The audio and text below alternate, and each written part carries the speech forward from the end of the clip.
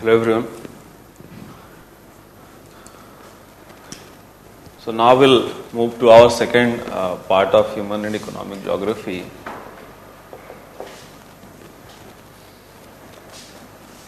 Models and theories.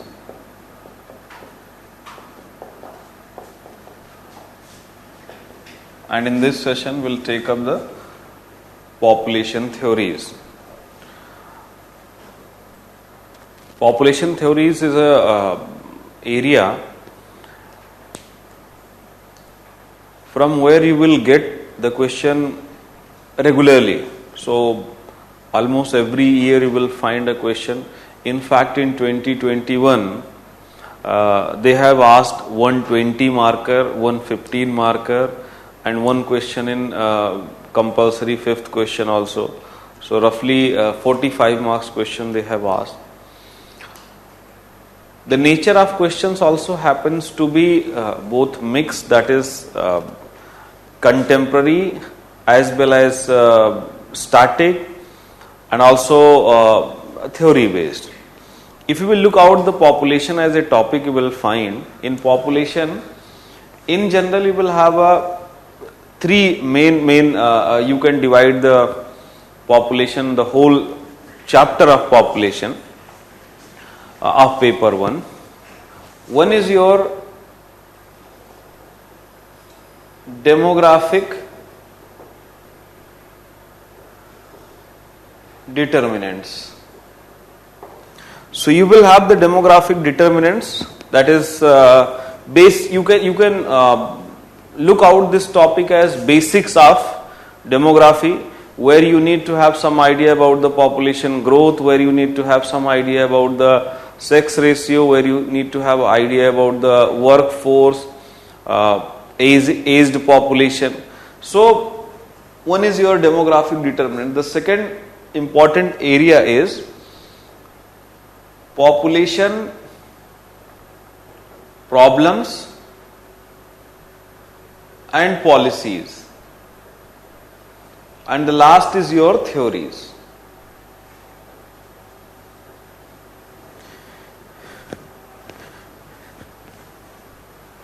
Along with it, of course it is an inherent, but I am writing independently, we have a topic of migration. Migration is a topic of population, but UPSC treats this migration separately.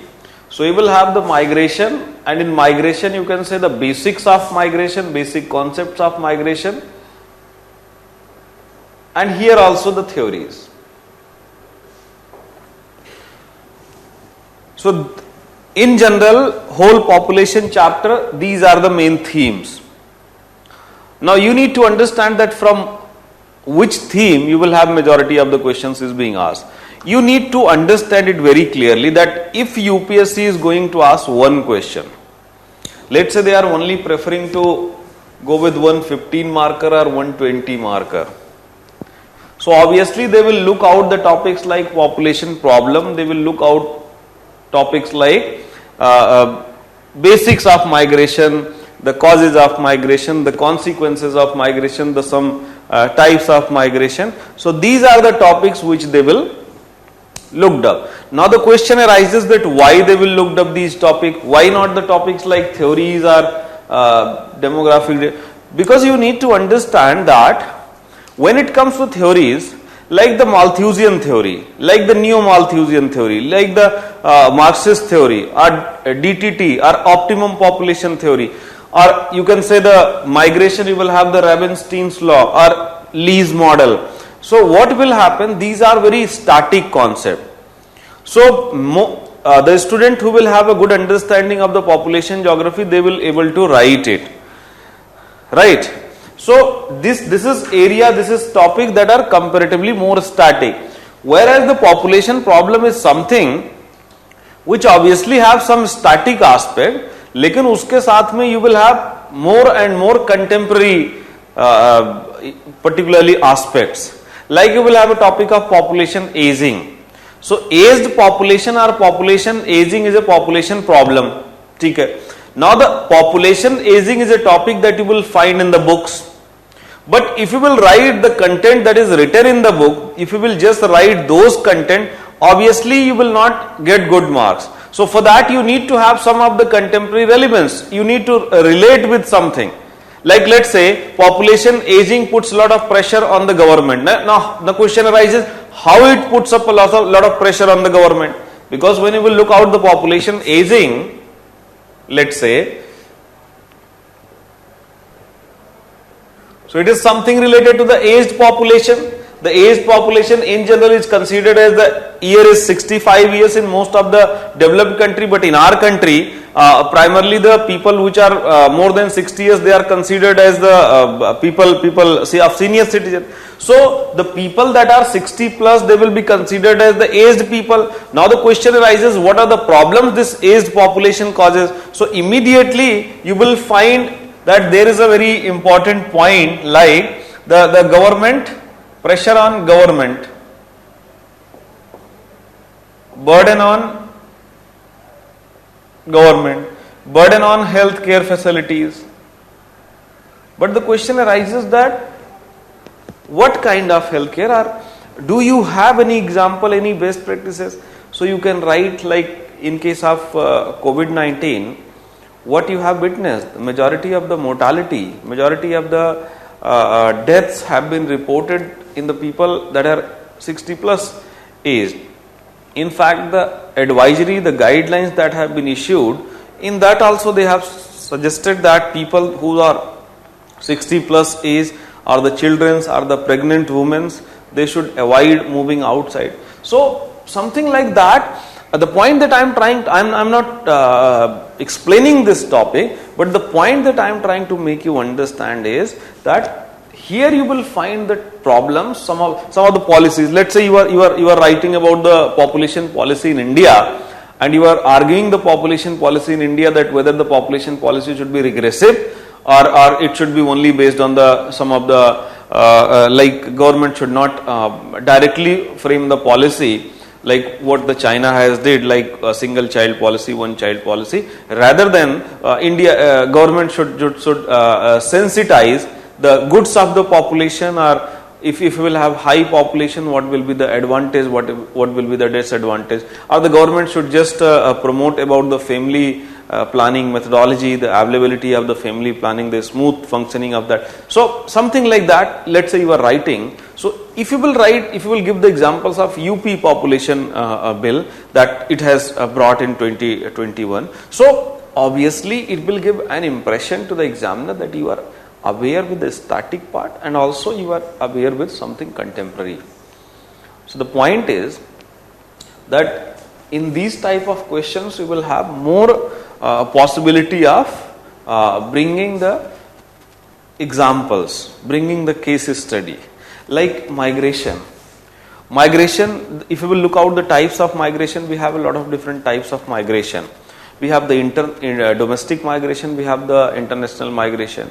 Now in domestic migration you will find lots of migration, like rural to rural, rural to urban migration, urban to urban migration, urban to rural migration. So these are very static things that you will find over the period of time. If you will following current affairs और थोड़ा सा भी आप अगर उसमें ध्यान देंगे, then you will find, like let's say recently you must have seen that the Assam is fighting for with great disaster, that is rainfall. तो flood आया आसाम. अगर आसाम में flood आया, this is not the first time, almost regularly the Assam is suffering from this flood from last so many years.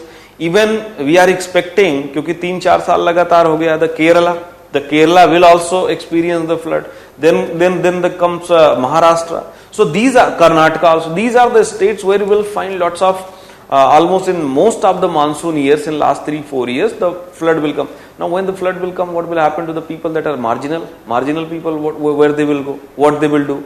So mostly people will be forced to migrate.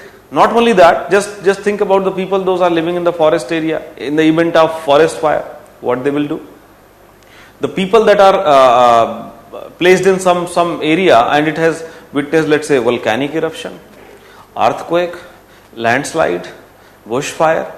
So the point is that over the period of time you will find the frequency and intensity of the hazards have increased, and if the frequency and intensity of hazards have been increased, obviously more and more people will be forced to move out from that. And if the people are forced to move out from that permanently, that is what? Migration. And what type of migration? So it is not domestic or internal migration. So you can write this international migration. You can write this like a climate migrant. So when you are writing about the migration, you can bring some of the recent phenomena that is happening. But always remember that if you will just start writing the climate migrant without writing that what is migration, what are the general aspect of the migration, what is this circulation, what is this transhuman, what is this mobility, what is the difference between mobility and the migration, whether both are same referring to the same phenomena or different phenomena, you will not get good marks. So please be very clear. Please be very clear that why most of the questions will be asked from these areas, because in these areas there will be scope of including, incorporating some contemporary thing. The second thing is the examiner will have a leverage to frame generic question. और इस चीज का आप जितनी जल्दी समझ जाएंगे तो आपके लिए ही बेहतर होगा, that ultimately in which direction the geography is going, if you will try to analyze, they are trying to make geography, you can say, completely different from the geography that you generally you used to come across in your university studies.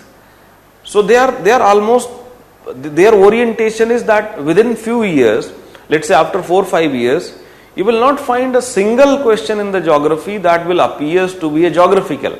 So it will be very difficult for someone who is not having the geography background, who simply consider that the mountains, rivers, plains, plateau, William Morris Davis climatic classification is the only geography. So for them, it will always be difficult to identify. It will always be difficult to identify because they are almost taking the geography in a direction where they are asking more and more generic question. लेकिन generic question में जब आप answer करेंगे तो इस चीज का ध्यान रखिए. Do not try to answer it in generic manner.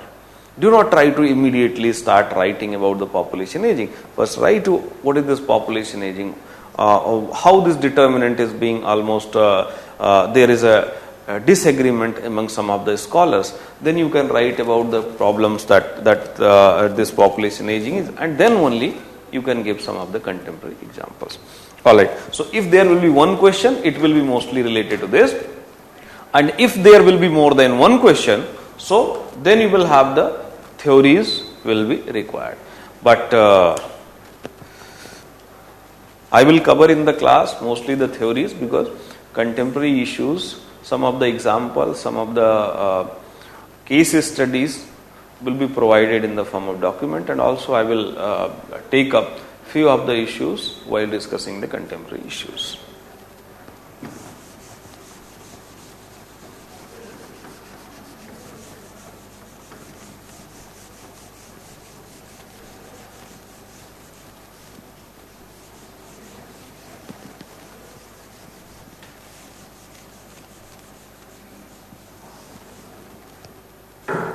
So we'll start with the population theory. So population theory, the first very important concept in the population, or you can say in the discipline of the demography, the first theory that is being given by is a British economist and also historian, that is Thomas Robert Malthus. So Malthus happens to be primarily an economist.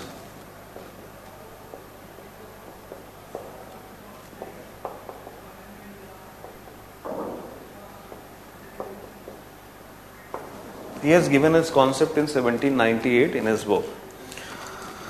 Malthus' main idea was that he was just looking out the availability of food and also the population growth.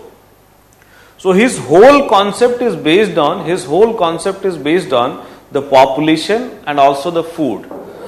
So he simply considered that if you will have the population, and because he experienced, based on the experience of Europe,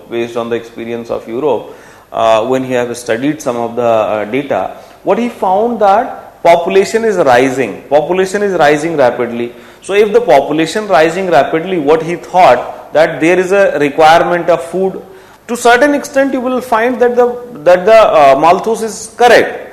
Obviously, the first thing which comes to mind, if someone is getting born in this world, coming in this world, obviously the most important thing that the girl or boy that is coming in this world required is food.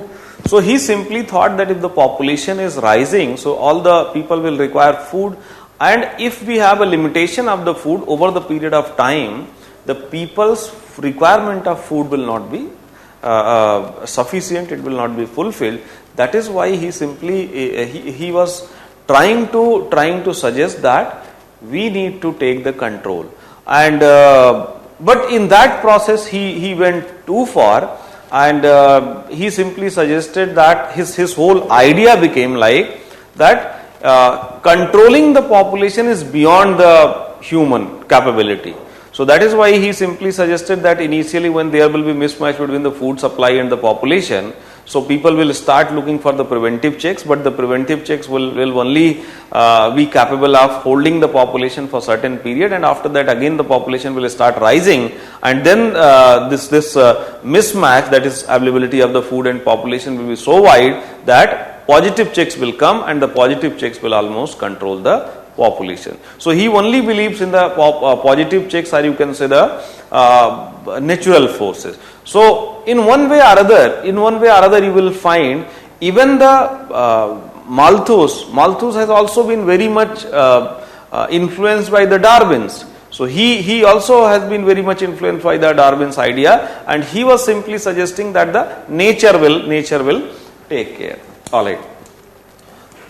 While giving his idea of the population, Malthus have considered two assumptions. So first assumption, he considered that people requires food. So need of food for survival. The second assumption was people opposite sex will have passion for sex, and he considered that it will remain same. So this will remain same, and in fact it is the reason for the population rise. It is the cause of the population rise. Now what is happening, that passion for sex and need for food, there are two assumptions, and based on that what he suggested that this food availability will grow arithmetically. So food resources will grow arithmetically, like 1, 2, 3, 4, something like this. Whereas the population, because of this passion for sex, only the people will marry at early age, and when they will marry early age, obviously they will have the more number of kids. So because of this, what will happen? The population rise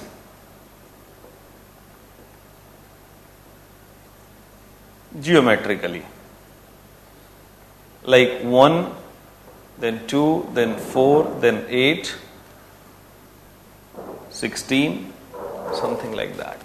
And when the population will grow geometrically, then you will have the food will grow arithmetically, then there will be a particularly gap between this population and food.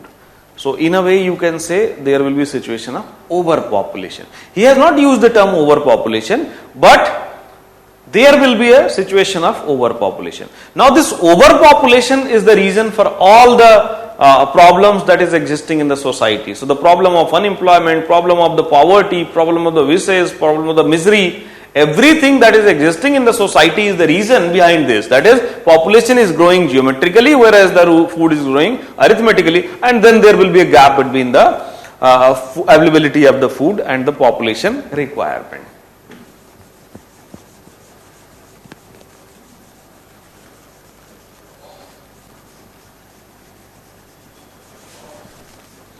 So if you will look out the assumptions,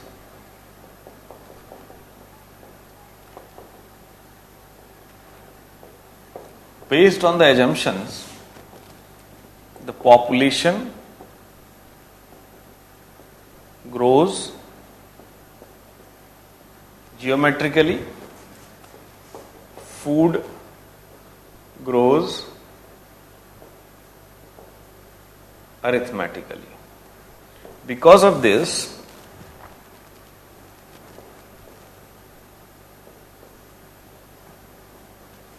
there will be a mismatch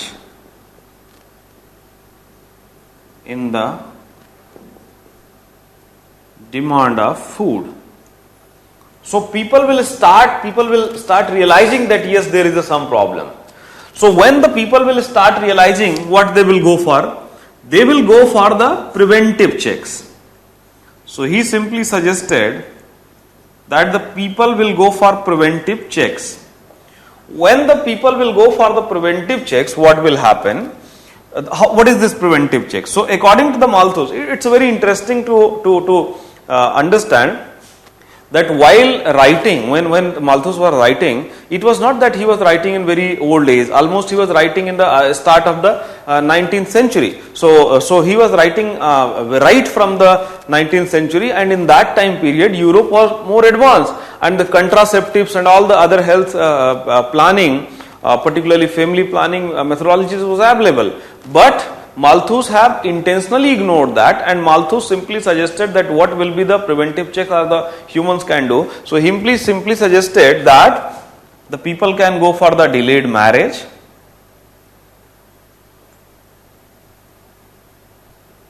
people can go for the moral restraint,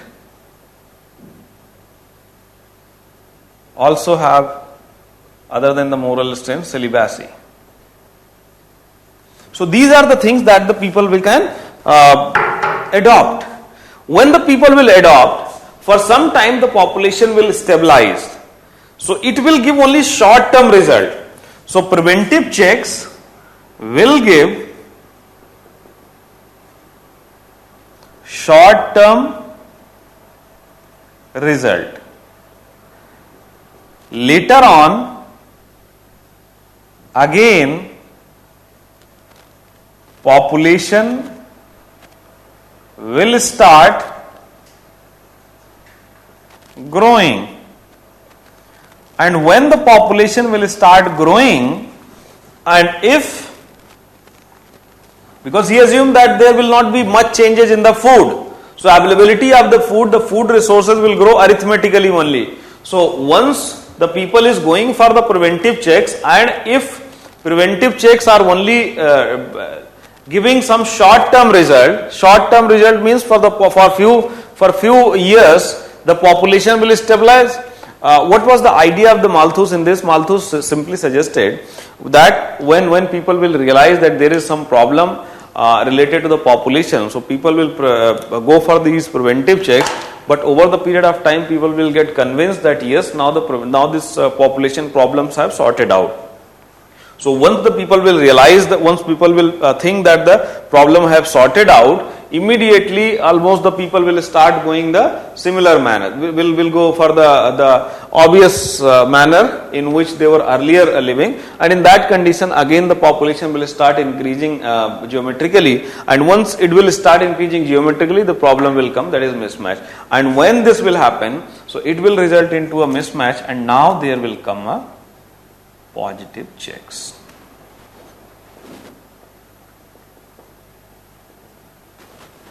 So positive checks will come into the picture, and what is this positive checks?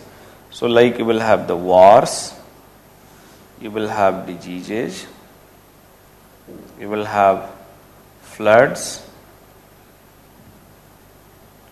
droughts, epidemics,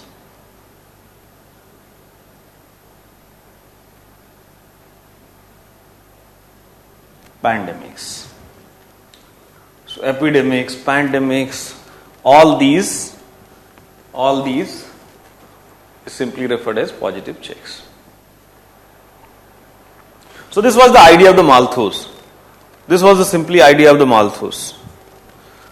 So our idea of the Malthus happens to be very simplistic. He simply assumed that there will be two things, two assumptions. Based on that two assumptions, he simply suggested over the period of time, if the population will continue to grow in similar manner and the food resources will grow in the similar manner, then there will be a situation when there will be a gap between the food availability and the your population.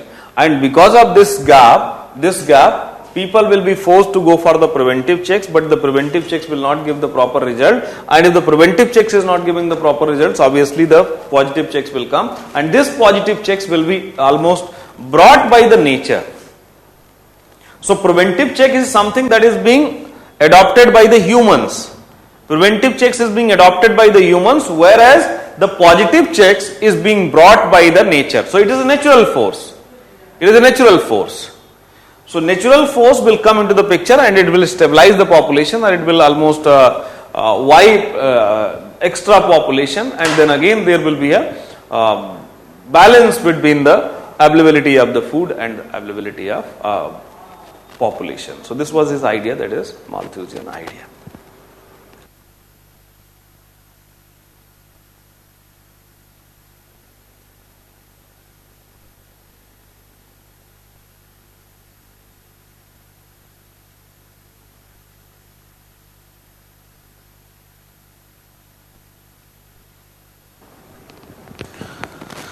Now, when you will look out the Malthus idea, the critical analysis, if you will start looking out, then you will find there are a lot of inherent problems in the idea of the Malthus.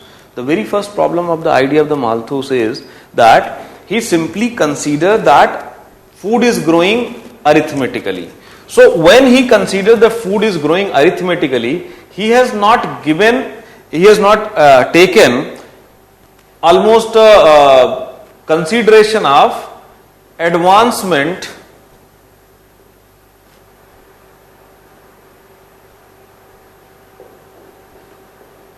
in technology.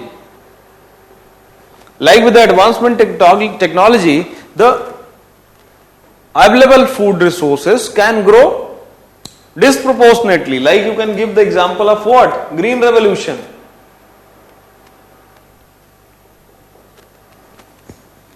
Also, he has not almost taken consideration of fertilizers,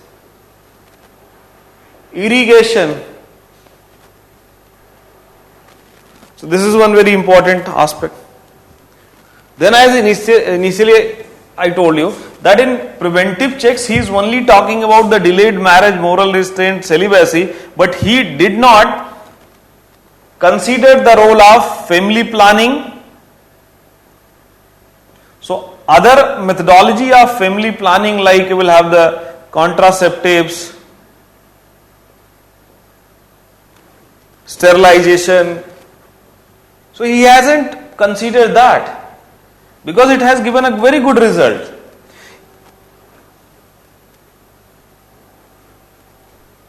Also, he simply talks about that the nature will come in form of positive checks. But do you think that positive checks like flood, diseases, droughts have anything to do with the population?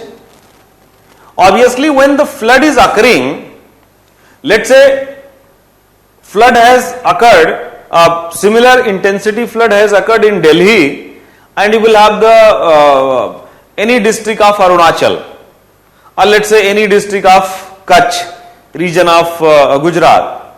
So obviously, when the number of people are different, so the consequences can be different.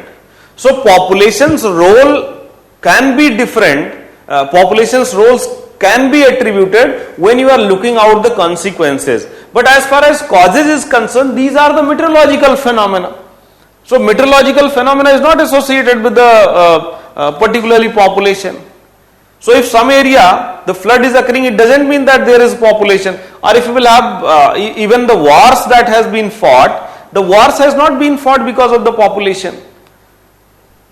You can give the examples of Second World War, or you can give the examples of Russia-Ukraine crisis. So this Russia-Ukraine crisis has nothing to do with the population.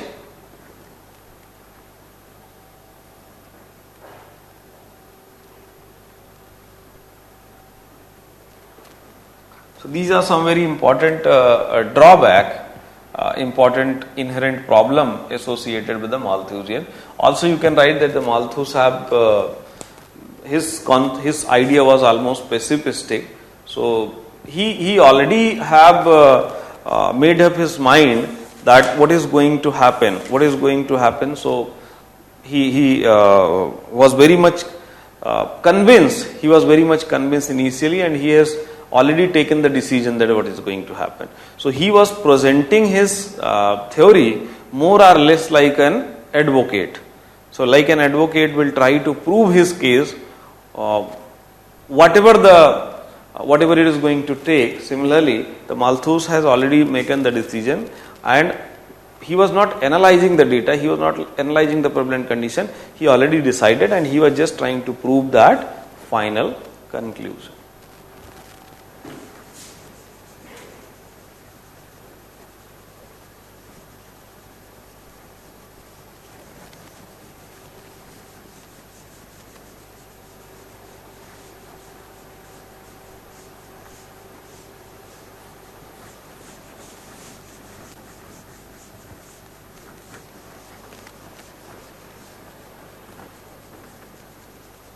After the Malthus idea, because of the criticism, his idea has been almost completely rejected, completely junk. So after that, there has been lots of other concept, other theories that has been propagated. Some of the theories that you need to know, like you will have the Thomas Sadler.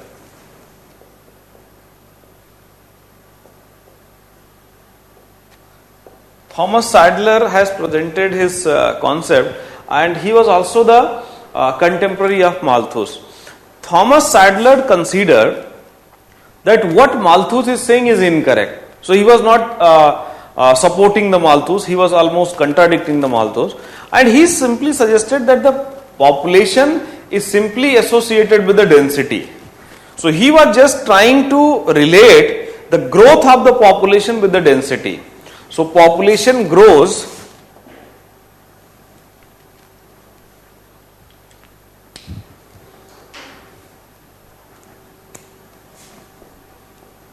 population growth is associated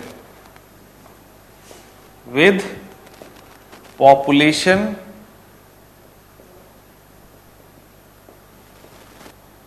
density. That is, higher the density,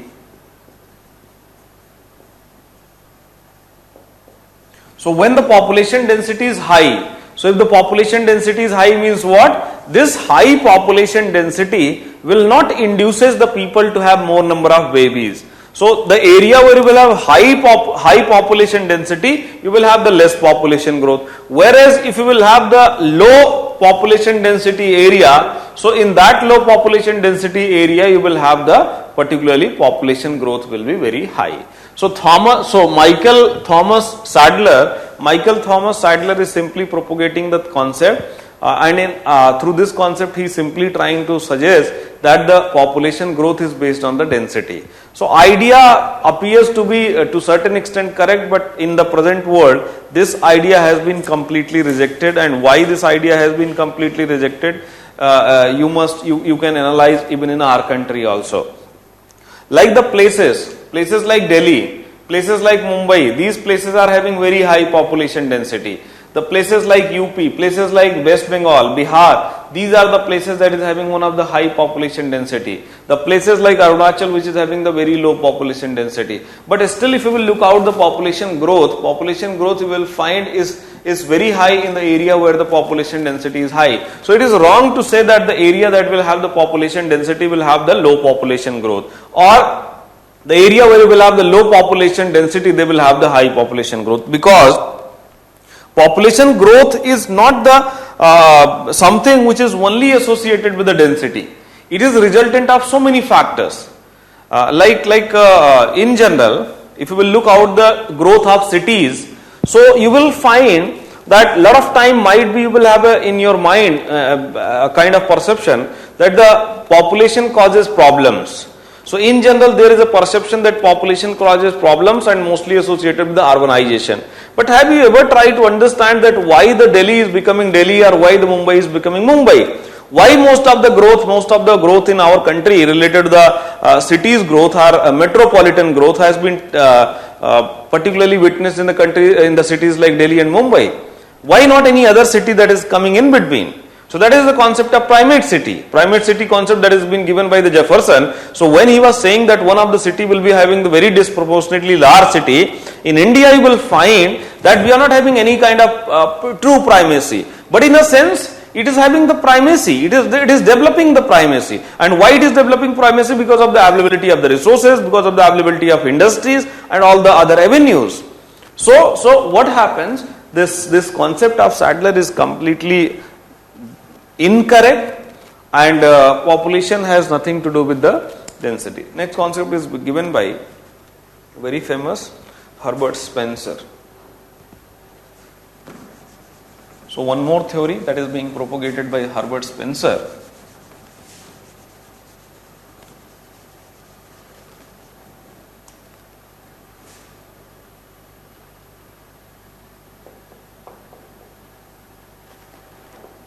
Herbert Spencer trying to analyze the population growth in terms of birth rate. So his idea of the population growth was associated with the birth rate, and he was considering the natural forces. So what is this natural forces? According to the Spencer, natural forces are very much decisive related to the population growth. What is the natural forces? His thought process was that when the people will become almost mature, when the people will come to the age of about to have become parent, so what happens?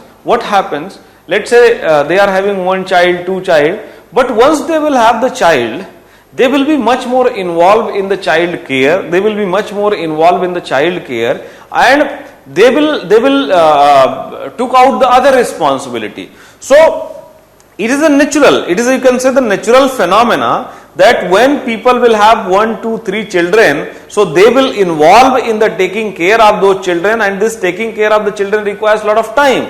Like if we will just take the example of, let's say, baby is getting born, so it requires at least 2-3 years attention. So it requires a 2-3 years attention. This is a global issue, not only in our country. Throughout the world, you will find lot of females quit their jobs.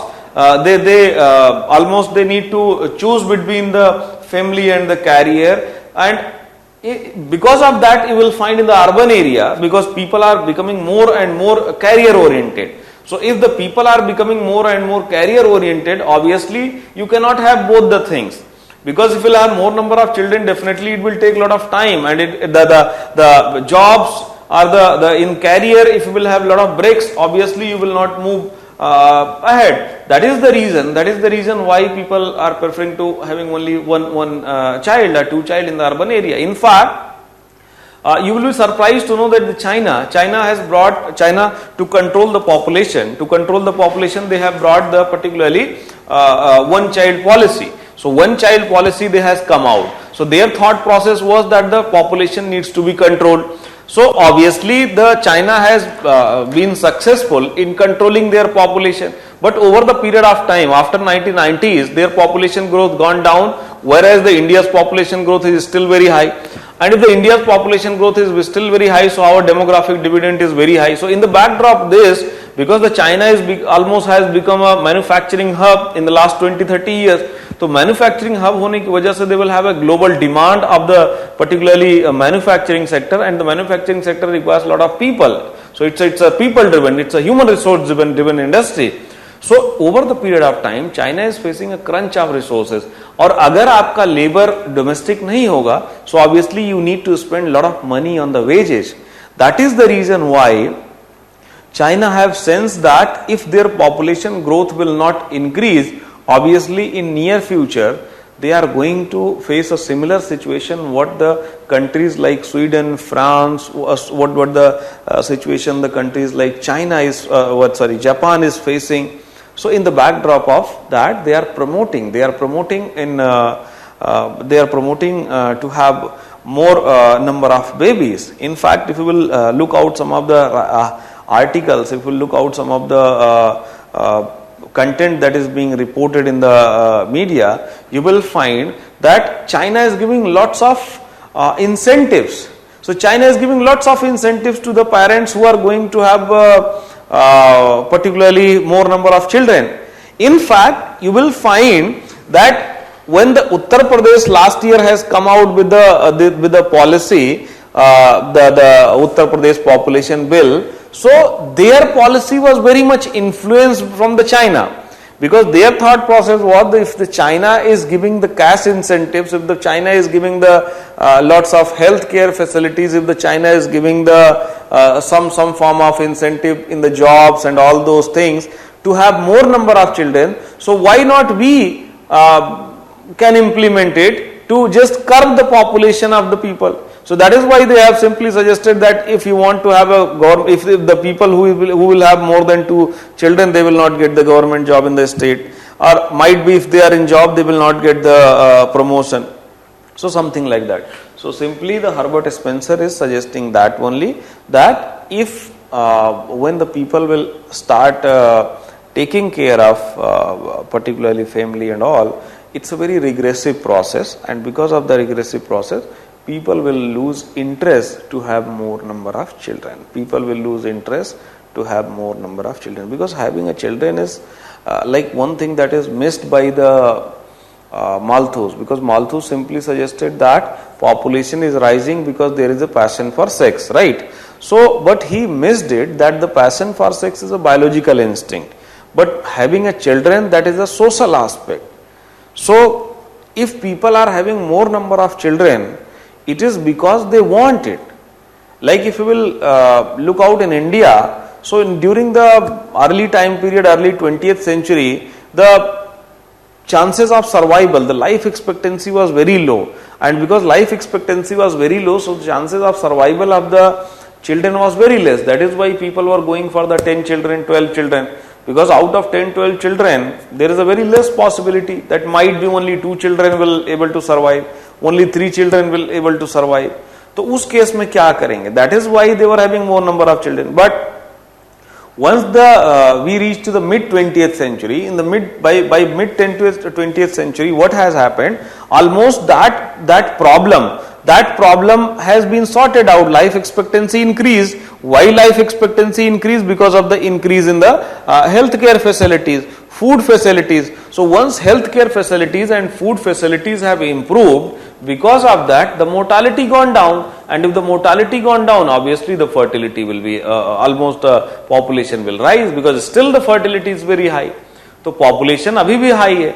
फिर 1947 के बाद country got freedom, and once country got freedom, so we were having more avenues of job. So people were interested to have more number of children, so that some of the children will work in the field, and other people and the other children will go to the government services. So PSU. So because of the having more opportunities in form of employment, they were having the more number of. So in a way, you need to understand that yes, it's a correct to a certain extent that number of children is mostly based on the parents' requirement, that what they are looking for.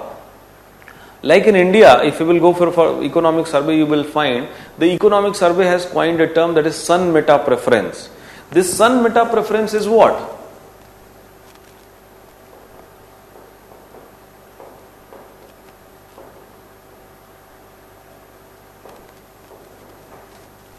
Sun meta preference is simply a phenomena in which people are having the desire to have sons, right? And it is not something which is only desired by the people of India. Throughout the globe, this is the phenomena. तो ऐसा कुछ नहीं है. Don't try to think that this is only prevalent in India, or it is only prevalent in some of the states like Haryana or Punjab or Gujarat. No, it's a prevalent throughout the world. It's a very natural phenomena. But the problem is that throughout the world they will have the preference, but it is not that if the girls are getting born, so they are going to kill them. That is not the case. But in India, some of the places that the technological intervention is being utilized, and technological intervention is almost very rampantly used, particularly in the urban area. So urban area it is frequently used, and because of that, what is happening? People are almost going for the selective abortions, the selective sex selective other things, whatever the technology is available. But it is not in the rural area. So in rural area, people, of course, they desire to have sons, but they are not. Almost the girls are getting born. So those girls, economic survey has coined the term that is unwanted girl. So let's suppose that family has decided that they should have 3 sons, and might be the 3 sons is being born after having 4-5 girls. So obviously the family will have 7-8 children, and 7-8 children, the families might be capable of only supporting 2 children's education, 2 children's healthcare facilities. So only those 2 children, those 2 sons will be given the facilities, and the daughters will not be sent to the schools. They will not be given any kind of support. Ultimately they will marry in the very early age, so they will also be the victim of child marriages. And once they will be married in the early age, obviously they will become mothers at very early age, because the fertility, the fecundity period, which is around 15 to 49, fecundity period is 15 to 49, but in early ages, 15 to 20, 15 to 25, the chances of becoming mother is very high.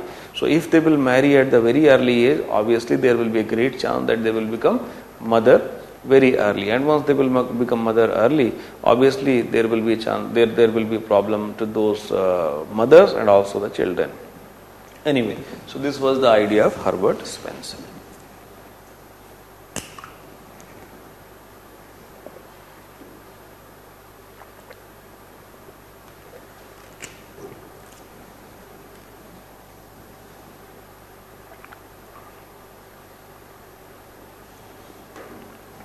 So like Herbert Spencer's idea, the concept of social capillarity theory is also very much related to that. So social capillarity theory has been given by the Arsène Dumont.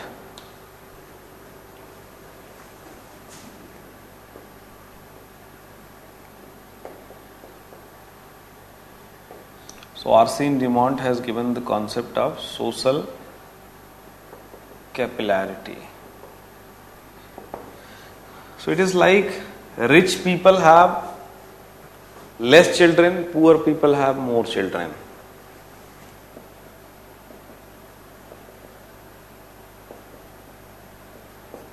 Of course, the concept is not directly giving a contrasting division between the rich and poor, but it is simply trying to establish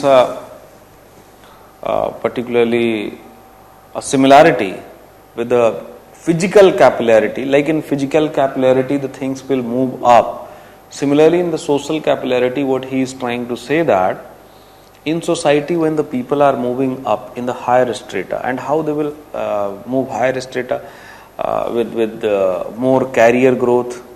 So when the people are moving to the higher strata, they will have their life, their living standard will improve. Their cost of living will be also very high. So in that high living condition, mostly people are very much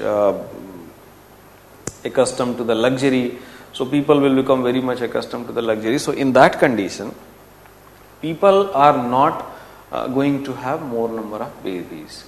So the social capillarity concept is simply suggestive that the richer the people, they will have comparatively less number of children as compared to poor. Similarly, if you will look out the people living in the urban area,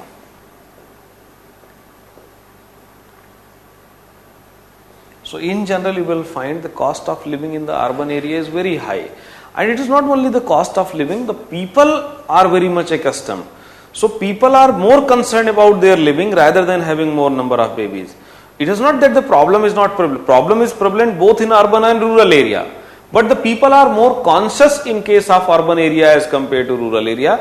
That is why in comparison to the rural area, in urban area, the number of children will be comparatively lesser. More and more number of children will be there in the rural area. So that is what this Arsene Dumont's concept, the social capillarity concept, is based on.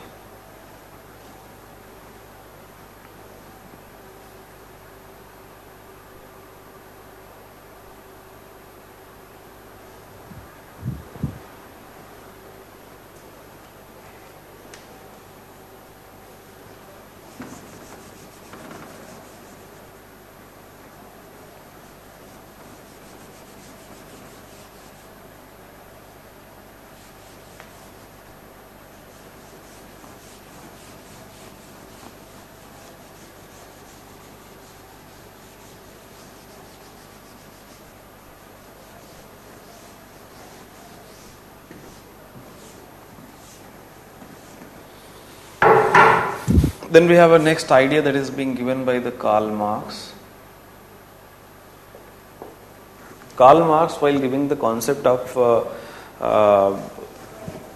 the problems, inherent problem in the capitalism, he has given some viewpoint related to the population. So, the Karl Marx has not given the concept related to the population. In the population, related to the population, the main concept is given by the particularly Malthus, and then you will have the DTT, demographic transition theory, and the theories that I have suggested. So Karl Marx was not simply suggesting that the population, he was not writing about the population theory, but while writing about the capitalism, while finding out the inherent problem with the capitalism and why the communism should be brought, so he has given some idea associated with the particularly population. So he was simply suggesting that in the societies will be almost divided in rich and poor. So societies will be divided in rich and poor, and rich will have all the means of production, they will have all the means of production, whereas the poor will be mostly acting as a labor. So labor will get the wage rate. So they are only subject to wage rate. Now the rich will have the industries, they are the owners of the industry, so they will have the private property. So they will have private property. Now what will happen? The industry, let's say industry is operating, some of the goods are being developed. So the goods, by selling the goods in the market, they will earn the profit. Now the idea of the Karl Marx is that the profit that they will earn, they are not going to share with their employee. So the labor is not going to benefit from the benefit of the particularly company. तो उनका जो idea था Karl Marx का केवल यही था कि भाई जो प्राइवेट प्रॉपर्टी, सारी प्रॉब्लम वहीं पे ही है. प्राइवेट प्रॉपर्टी में क्या होगा कि वो सारी प्रॉफिट तो ले लेंगे, लेकिन उसका बेनिफिट वो जा नहीं रहे, शेयर नहीं कर रहे हैं अपने एम्प्लॉय के साथ. So for that he simply suggested that there will be a surplus profit, and this surplus amount, surplus profit will be based on exchange value. Exchange value is simply selling price. So selling price and simply labor cost.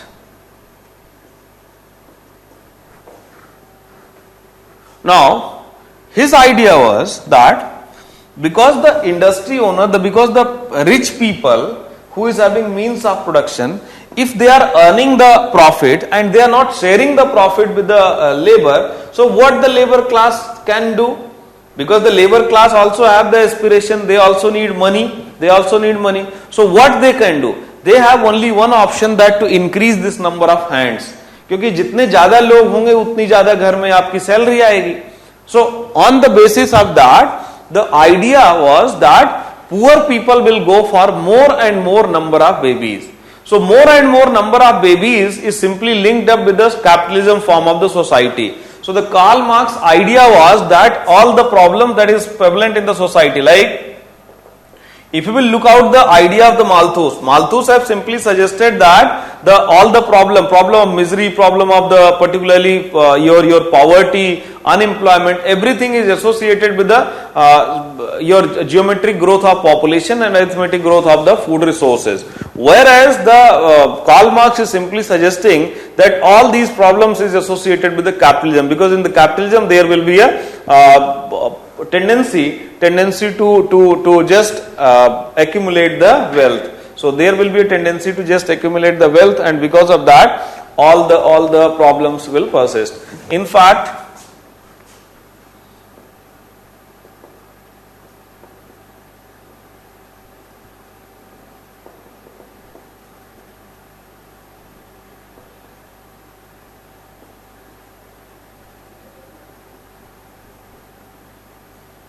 he simply suggested that all the root cause is twin problem. So all the issues that the society is facing is associated with the twin problem, and that is, one is your economic class, the rich class, and the second is your private property.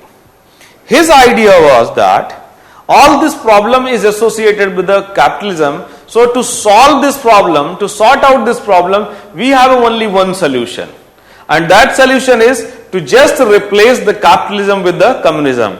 So over the period of, initially while he was suggesting, he was identifying the problem, so it appears that yes, his intention is good, or he is pointing out very important thing. But when he simply suggested that if you want to sort out this problem, for solving out all these problems, we just need to change the capitalism with the communism. Over the period of time, people have started doubting in his intention, because in those time period also, lot of places, lot of countries were having high population, but those countries were having high population were also happens to be the communism. So it doesn't mean that if you will have the capitalism, so then only the population will be high. Lot of countries which is having capitalism, they are not having the particularly problems. In fact, over the period of time, you will find the capitalism is not only associated with the population rise, but also it is associated with the more number of employment opportunity. More number of employment opportunity means there will be welfare in the society, the distribution of the distribution of money. So more money will come into the society and in the hand of people. So it is not that all the problem is associated with the capitalism. So his idea, Karl Marx's idea, is simply based on that everything related to the problem population, all the problem is associated with the capitalism form of society. So capitalism form of society needs to be almost replaced if we want to solve out the problem, and he was in the favor that capitalism needs to be replaced with the communism. Over the period of time, his theory has been completely rejected. So his concept, his theory has been completely rejected because it was primarily propagating your communism.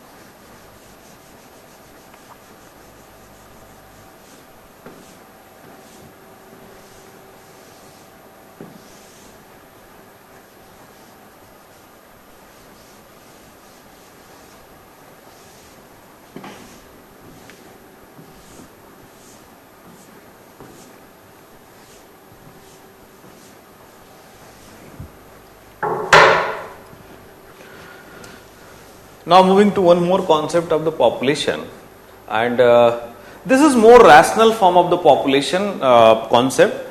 So here the theorist trying to analyze the population growth based on some data. So they have analyzed some of the data of Europe. Based on the European data, they were looking out only two aspects of the population, that is birth rate and death rate. So based on these two aspects, that is birth rate and death rate, they come out with the concept theory which is known as demographic transition theory. As far as the population as a concept is concerned, population growth as a concern, always remember population growth or the population of any area is almost have three important determinants. So population growth is comprised of three different elements. What are these three elements? One is birth rate, one is your death rate, and third is your migration. So in a way you will find all the earlier theories, only one or other theories that has almost looked up the birth rate. Otherwise, most of the theories were not based on any of these data. So in that perspective, demographic transition theory happens to be highly appreciable because it is considering the birth rate and death rate. But there is an inherent problem in the demographic transition theory also. What is the inherent problem? Because it is not considering the third important aspect of the population growth, and that is your migration. Anyway, so we'll look out that what is this theory is. This theory has been propagated by the Thomson and Notestein.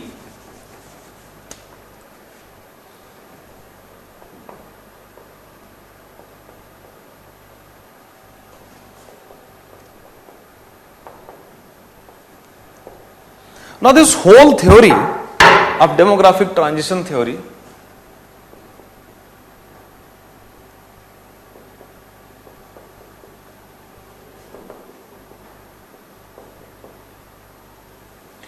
is based on the particularly concept that societies evolve. So it simply believes that the socio-economic transition will also happen along with the demographic transition. So socio-economic transition is not something that will be independent. Socio-economic transition will go hand in hand with the demographic transition. So it considers that earlier all the societies were in agriculture based economy, all the societies were in primitive conditions, they were having the poverty, they were not having the technological advancement, and healthcare facilities, medical facilities, availability of food was very almost less in the earlier time period. So because of all these problems, life expectancy will be very low. Life expectancy very low means the death rate is very high. And when you will have very high death rate, obviously people will try to have more number of babies. क्योंकि अगर पता लगा कि आपके let's say someone is having 3-4 child और एक ही 2 साल में सभी लोग almost all the children have died, and if that is the normal you can say prevalent condition, so definitely the people will try to have more number of babies. So death rate and birth rate was very high. Over the period of time, what will happen when there has been some improvement in the food availability, due to the improvement in the food availability and healthcare facilities and sanitation and other hygienic facility improvement, death rate will go down. When death rate will go down, obviously population will start increasing. But immediately when the death rate will go down, the birth rate will not go down. So the first important assumption has made is, first, death rate will start declining. So it is the death rate that will first decrease, not the birth rate. Over the period of time, obviously, when the death rate will decline, then you will have the birth rate will also go down. Birth rate will also decrease to match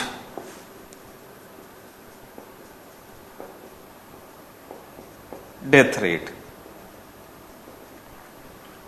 So this is two very important assumptions. First, death rate. So initially we were having the high birth rate, high death rate. Then it will be followed by decrease in death rate. So it will become low death rate, but still birth rate is high.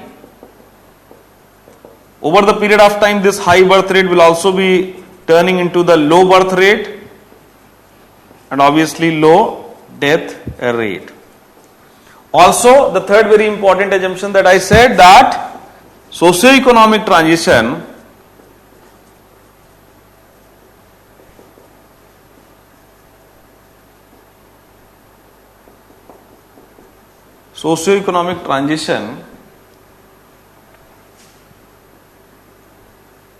will be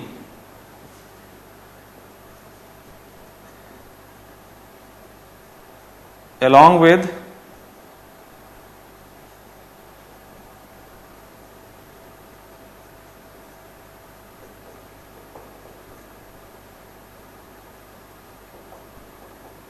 demographic transition. So, socioeconomic transition and demographic transition will go simultaneously. Both will go simultaneously.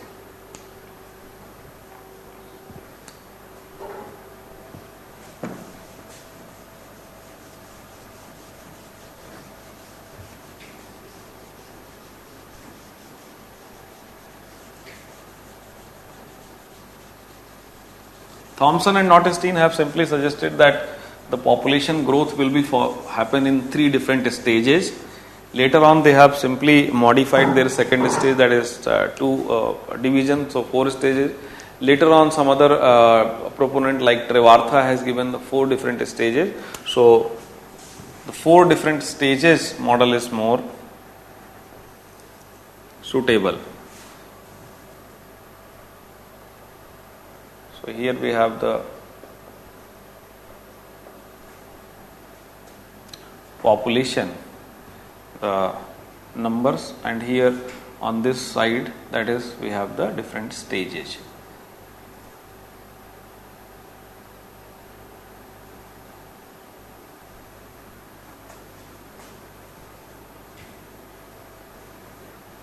Initially, the birth rate is high and very much stable.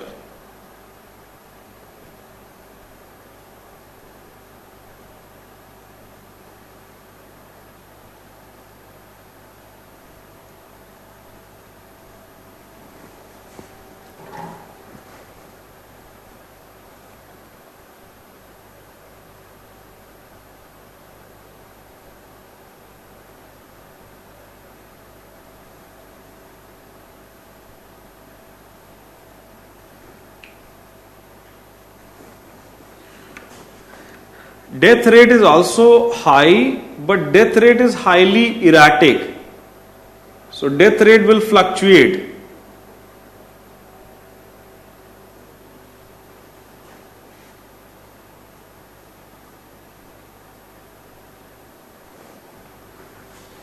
Initially, the population will be very stationary because birth rate, death rate is very high. Then the population will start increasing. This increase in the population is mainly because of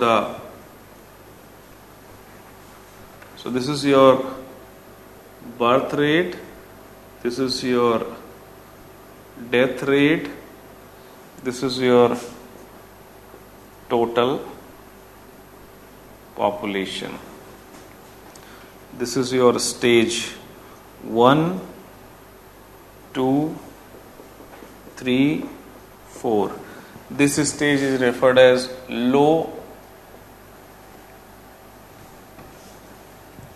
This stage is referred as high stationary stage,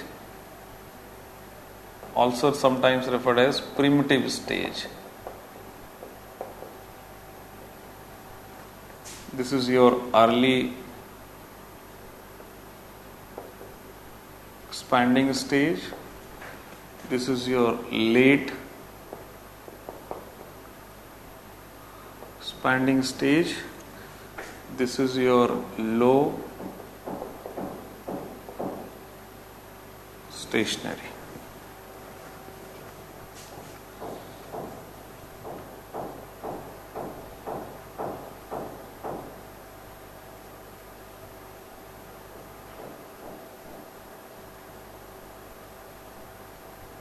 In high primitive stage, the high birth rate will be very high, death rate will be very high. If birth rate and death rate is both is very high, obviously the total population will be very low.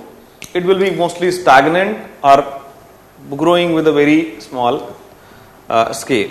Then comes the early expanding stage. So this is the stage when healthcare facility, some form of the healthcare, almost around 200 to 250 years ago, most of the countries of the world was in this category, that is primitive stage.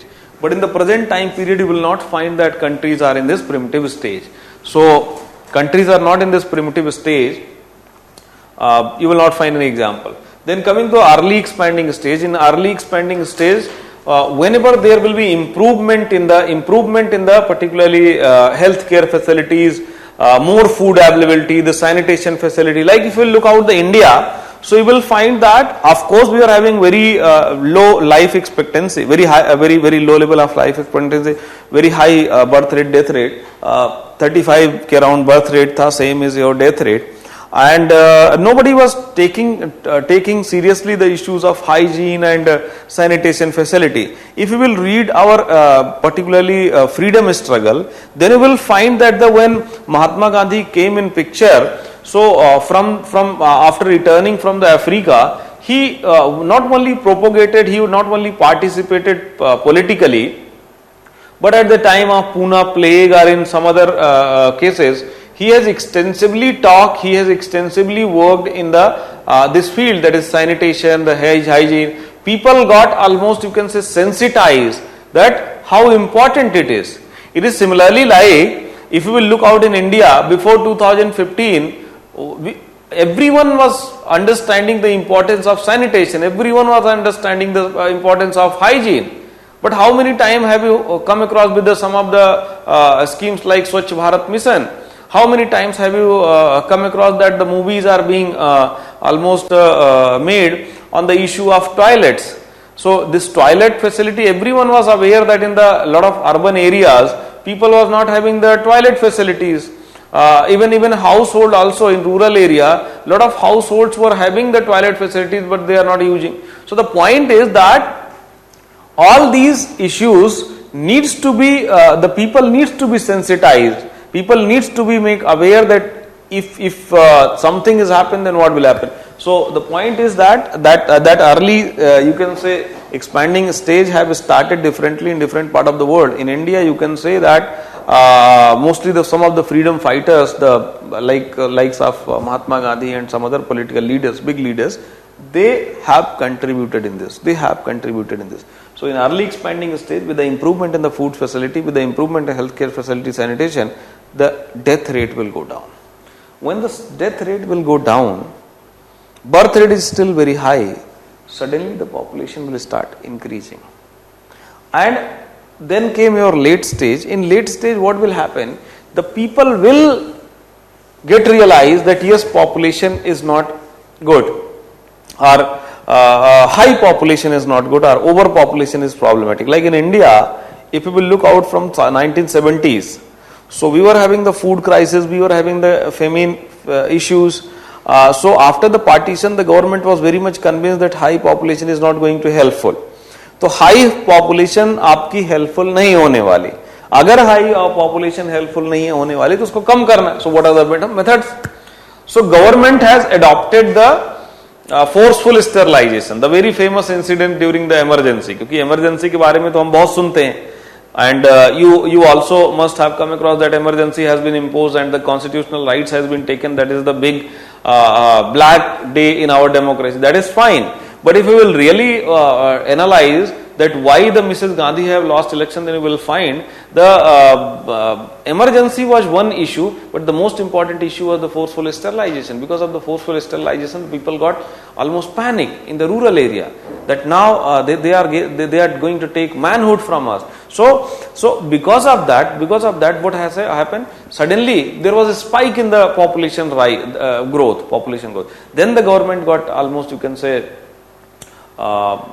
government have learned the lesson well that this is something, or the population is something in which we need not to interfere. So we need not to interfere in that, and because of that, the government thought that now onward we just need to sensitize the people. We just need to have the awareness campaign and all those. And from the 80s itself, we will find in India the newspaper, the particularly TV, through different modes, some family planning methodology were being propagated, were being disseminated for the general public. Anyway, so here just need to understand that the late expanding stage is associated when the people will realize that yes, population, very high population is not good for the society, for themselves. So the birth rate will also go down. So birth rate will go down, death rate is already low, but still because birth rate is not going suddenly down, So population will continue to rise. And then came your last stage. Last stage, what will happen? The birth rate and death rate will be more or less same, and this is a kind of indication of development. So this is an indication of the high level of development. The society will be in the industrialized society. Most of the people living in the urban area. Living standard will be very high. Cost of living will be very high. People will be more luxury oriented. So the luxurious life is more in demand. The cost of education and healthcare will be very high. So that is why the people will have very low birth rate. But what happens? This will bring the one more problem, that is a very big problem, challenging problem. Like if the birth rate is going down, obviously the number of children that are getting born is very low, and the life expectancy has increased. That is why the population aging problem will come. So this is your fourth stage, that is low stationary stage.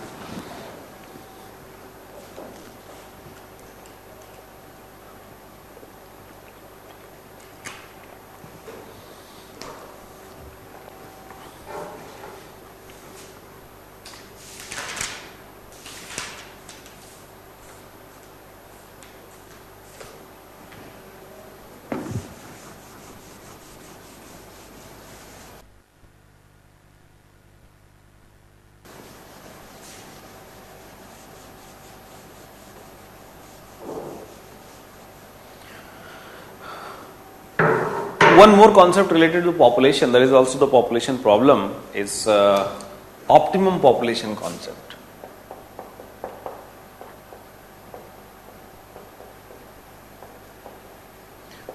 Optimum population is a concept, is a theory also, but also it's a problem. Why problem? Because when you will look out the most of the problem issues related to the population, you will find that overpopulation and underpopulation is the most important problems. So in some country the population, the number of people is more. So in some of the countries number of people is more and the available resources is lesser. So we have the problem of overpopulation. Like in African countries, like in some of the Asian countries, we have the overpopulation. Then in some countries, available resources are more, the people are less. So domestic population is very low. They are dependent on the some foreign countries, outsourcing. So they are outsourcing each and everything. So that is a problem of underpopulation. So this overpopulation and underpopulation is from what? So there must be some reference point, and there must be some reference point from that you will say this is overpopulation or this is under, and that is your optimum population.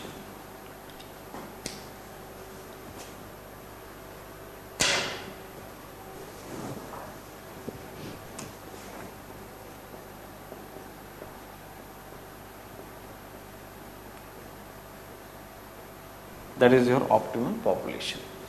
Now this optimum population is more or less like a theoretical concept because optimum population calculation is very difficult. This concept is being given by the Ravenstein. So Ravenstein has given this concept of optimum population, and later on it has been popularized by the Dalton. So when this concept of optimum population is being given, this concept is primarily given in the backdrop of economic concept, like population and resources. So it is a kind of concept where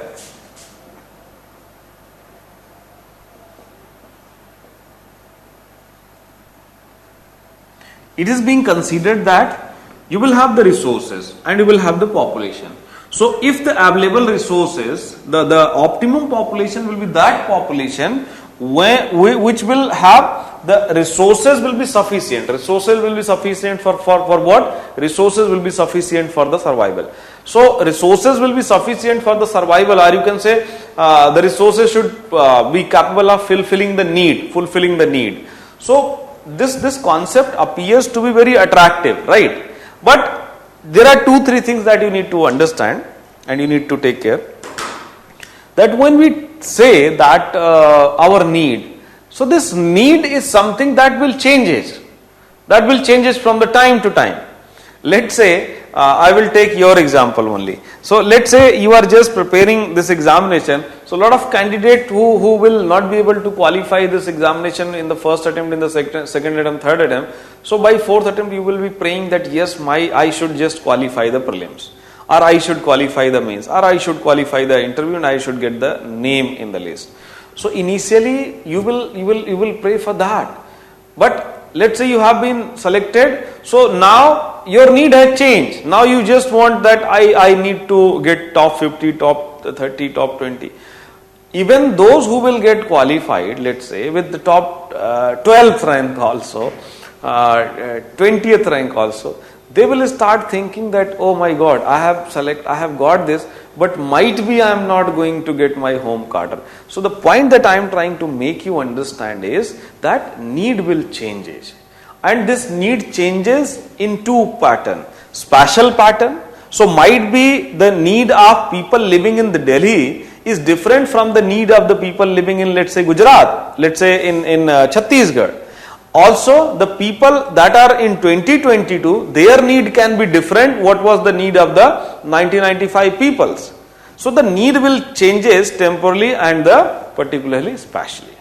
So that is why this optimum concept, optimum population concept is more or less very much theoretical concept, and need is also associated with the quality of life. Like in 90s, or you can say the early 20s.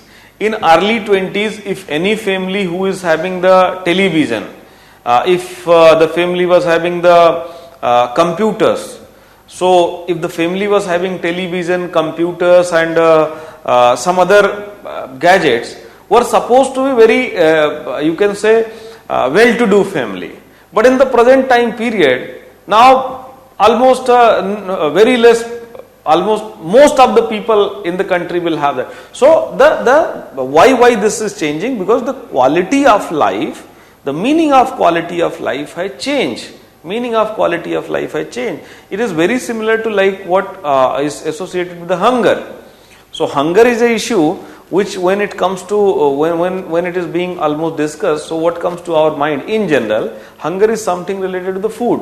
So India is doing very poor in the hunger index. It doesn't mean that we are not having the food, or people are dying just without having the food, or there is unavailability. In general, India is one of the you can say largest food growing country. So as far as the food resources are available, as food grain is concerned, our country is having one of the highest food grain. Then what is the issue? Why we are having the food grain? So the problem that we having 1970 is not in the 2022.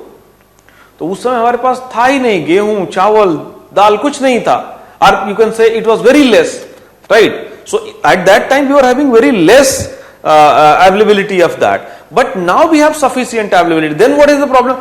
At that time we were not having the basic availability of wheat, rice. But now we are looking out that the simply food should not be available, but food should be nutritious. So we are looking out for the nutritious food. It is similarly like if someone will talk about the modernization in agriculture. तो modernisation in agriculture in 1970-80 क्या था? अगर आपके पास tubewell है, अगर आपके पास thresher है, अगर आपके पास ऑलमोस्ट ट्रैक्टर है, so that is modernization. But nowadays, what is the meaning of modernization? Modernization is not meaning having the tractor or thresher. Modernization is you should be connected with the particularly your different modes of technology. You are connected with the internet facilities, and through the internet facilities you are getting all the updates. You are having the modern methods of the agricultures, like you will have some of the you can say terrace gardening, vertical farming, then organic farming, no-tillage farming. So the meaning will change. All right, just write few lines. It will be helpful for you. According to Dalton, D-A-L-T-O-N, optimum population is that which gives the maximum income per head.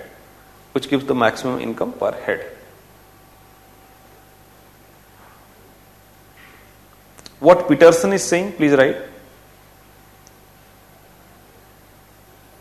Optimum population is the number of people that Optimum population is the number of people that in a given natural, cultural and social environment produces the maximum economic return. The maximum economic return.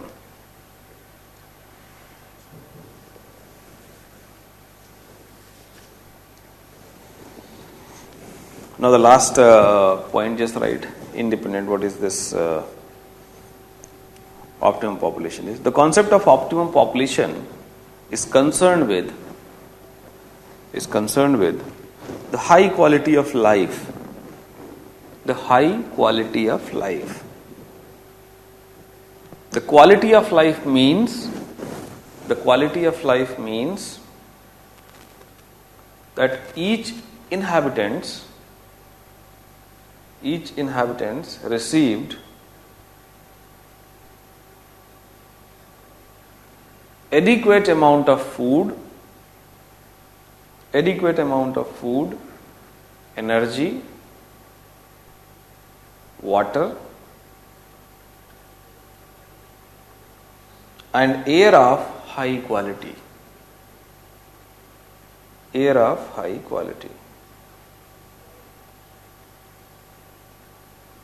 Adequate raw material to permit him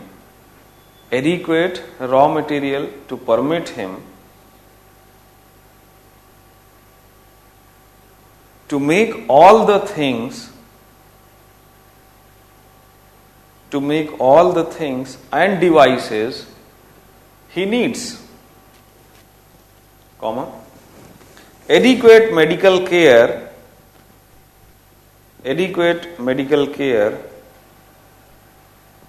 recreational facilities and cultural outlets. So this is your concept of optimum population. Optimum population can also be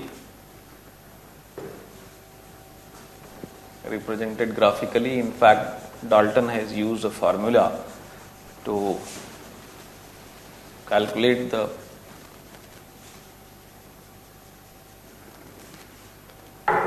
optimum population. So Dalton has used a formula, and his formula was that he simply suggested the maladjustment, that is m equals to A minus O divided by O. So his idea was that if m is 0, it's a optimum population. If m is negative, so if m is negative means you will have a underpopulation. If m is positive, then it's a overpopulation. Here A is actual population,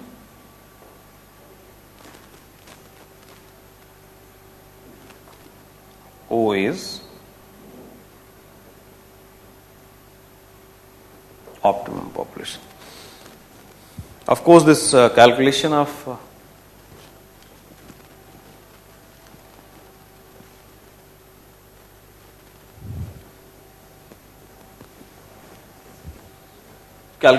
this optimum population is difficult, but he is just trying to represent in the particularly mathematical formula.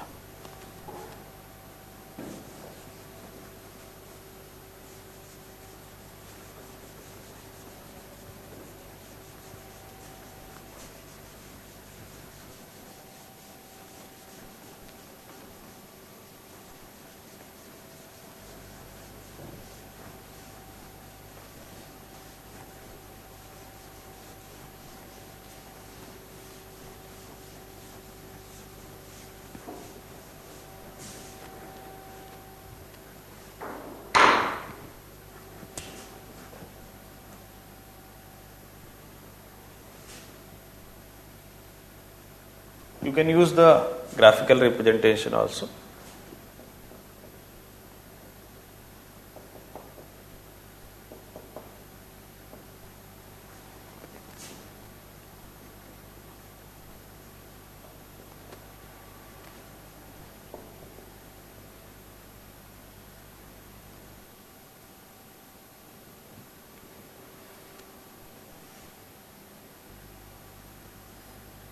So let's say you will have a and B. This B is the maximum per capita income and this OA is your optimum population. So optimum population is the population when per capita income will be highest. And if the income is less, population is obviously less, so it will be your underpopulation. And here you will have overpopulation. Overpopulation. So let's say it's a C. C is underpopulation and D is a case of overpopulation. You can write a line about the overpopulation. Simply when the carrying capacity of an area is exceeded by its population, the area is said to be overpopulated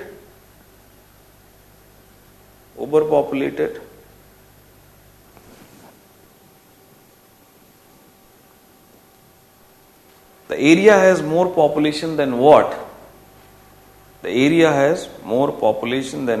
It can comfortably support.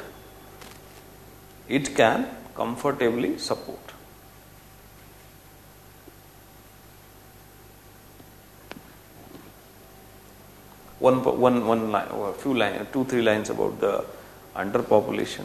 Simply underpopulation is opposite to the overpopulation.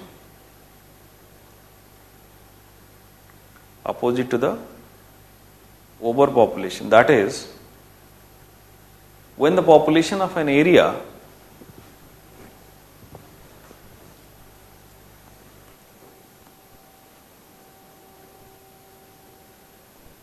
is too small for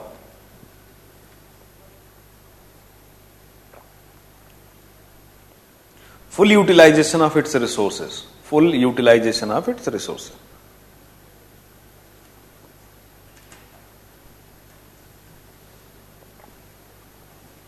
So this is all about your population. This is all about your population, overpopulation, underpopulation, different population theories. Now, there is one more thing that you need to understand. The story has started from the Malthus. So Malthus has given the idea of the population, and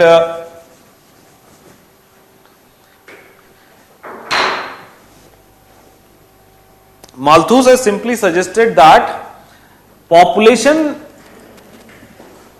if population will rise with the current rate, and the rise of the population is nothing but it's a geometrical, and the food resources will grow arithmetically, there will be a mismatch and then the problem will begin.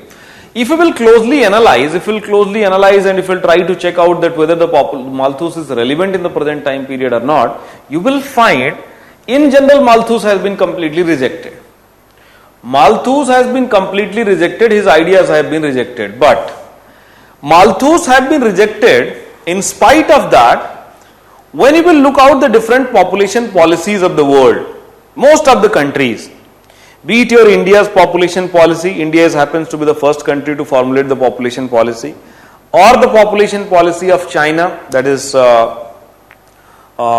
single child policy, one child policy, or even the India child policy of population policy of 2000. In most of the cases, or even the UP population bill, in most of the cases you will find, if the countries are coming out with the population policies, why they are coming out with the population policies? They are coming out with the population policies because there is a threat perception, and this threat perception in one way or other is being brought in this discussion by whom? It has been brought by the Malthus. So yes, in general you can say Malthusian idea has been completely rejected. There is no doubt about it. उनकी concept, उनका theory बिल्कुल ही गलत था. It was very narrow view, and he was having very pessimistic approach while giving out the theory. But in reality, if you will try to appreciate, then you need to appreciate this, that most of the countries, if when they are coming out the policies, population policies, definitely it is associated. They are highly influenced. They are highly influenced with the Malthus. Even most of the problems, when you will look out with the population, you will find ultimately Malthus was simply when he has given the theory of population, he was in his mind some of the problems associated with the population. But yes, he was pessimistic. Even in the present time period, if you will look out in last 2 years, 3 years, the world is facing for what? The world is facing such a, almost you can say, once in a century kind of situation, that is your pandemic. So pandemic has brought in one way or other the discussion, that the, you can say, revival of Malthus.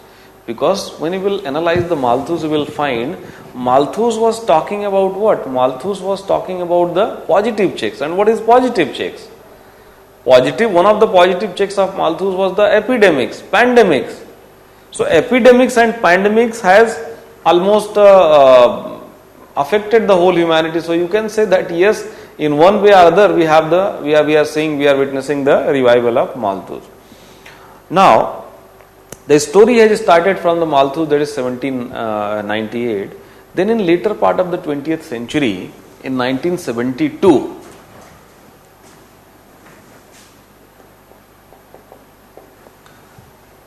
a study has been done, and this study was obviously funded, and it was the funded study, and the study was led by two persons, that is Meadows and Forrester.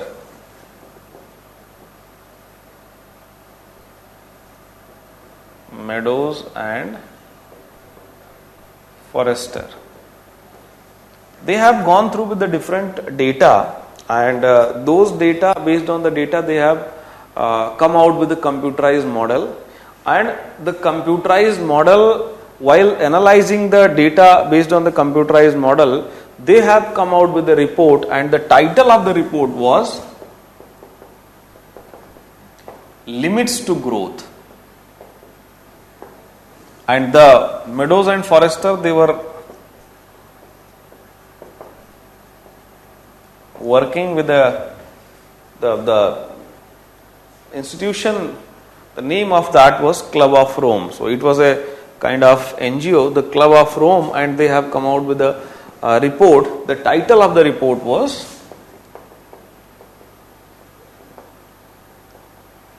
Limits to Growth. This limits to growth concept is simply referred as Neo-Malthusian concept. Why Neo-Malthusian concept? Because it has been presented in a new way.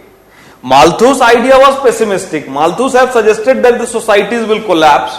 Malthus have suggested that the population, the increasing population will not get the food, so food supply will not be able to sustain the population, so people will look for the preventive checks, and the preventive checks will not work out, so ultimately positive checks will come and the society will collapse. Similarly, this idea of the limits to growth, it is also predicting that the societies will get collapsed. The world will get collapsed by 2100. Why? Because the kind of development that we have, the kind of resource utilization,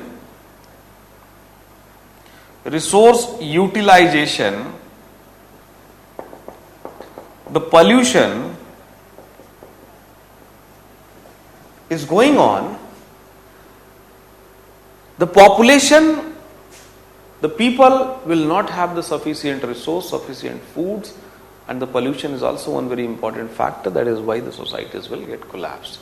So limits the growth concept is different from the idea of Malthus, because Malthus is simply talking about the population growth in terms of two things, that is particularly your food and population. So only food resources have been included. Here in limits to growth, they are considering the resources, they are considering the resources utilization, they are considering the technological advancement, the technological you can say capacity of people. They are also almost appreciating the pollution.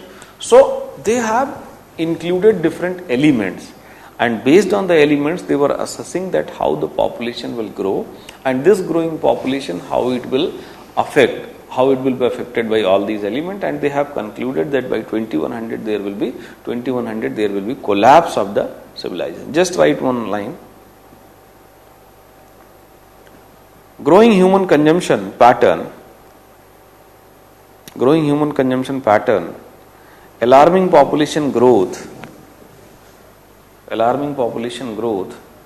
vulnerability of environment and scarcity of resources,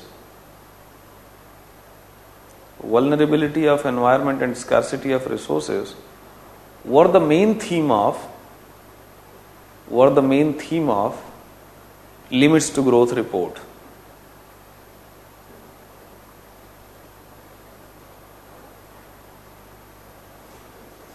The Meadows and Forrester have developed a new concept that is social dynamics, which was a computerized model to find out the extent and nature of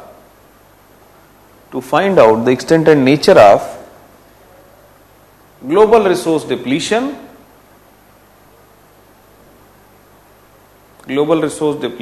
and how it will affect the growth and prosperity of human civilization in future. How it will affect the growth and prosperity of human civilization in future.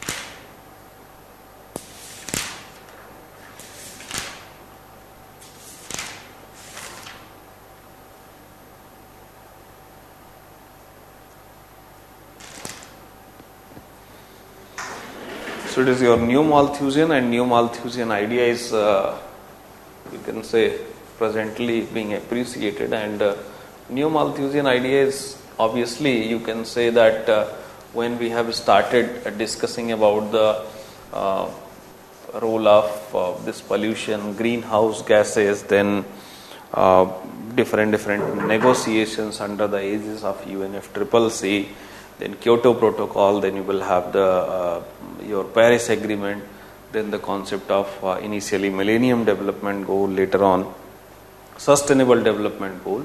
So in one way or other, it is associated, or it is being highly influenced by the Neo-Malthusian.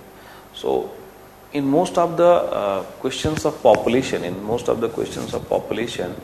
of course it will depend upon which question you are attempting, or what is the in question, what the thing is being asked. But in general, whenever you will write the questions in paper 1, Neo-Malthusian concept is something which you can bring the discussion of your conclusion. So when writing the conclusion, you can write that most of the population theories, most of the policies that is being designed by the different countries, different regions, in one way or other, definitely it's influenced by the idea of Meadows and Forrester.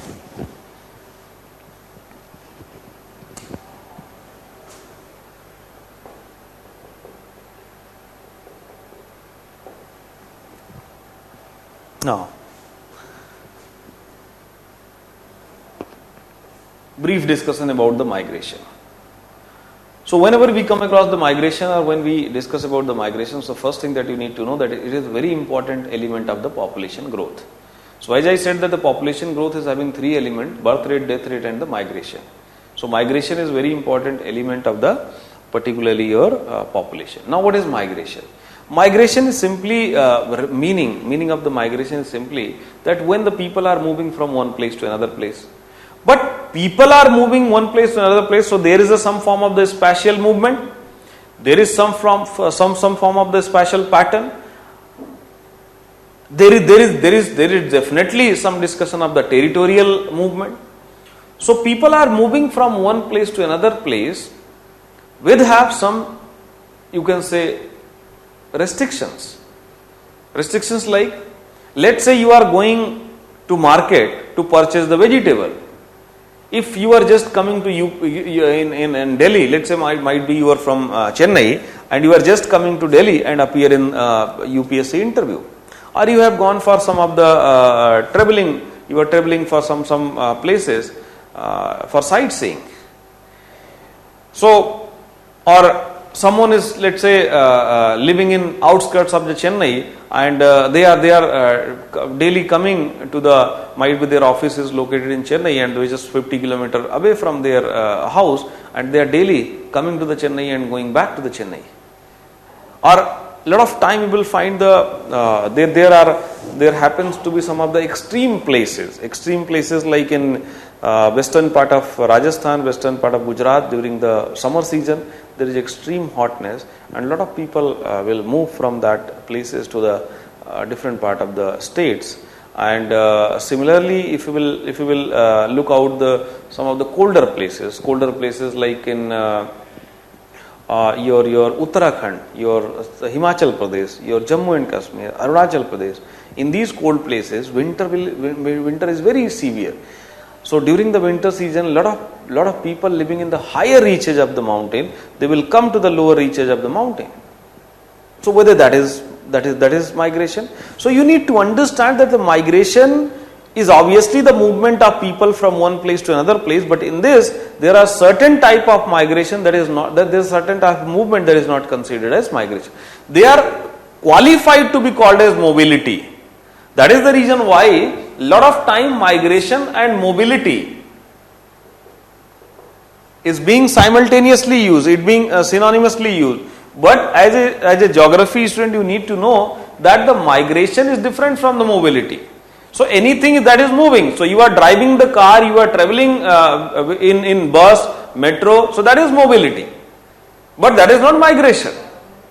In migration, there should be a considerable movement and considerable movement for the some period of time.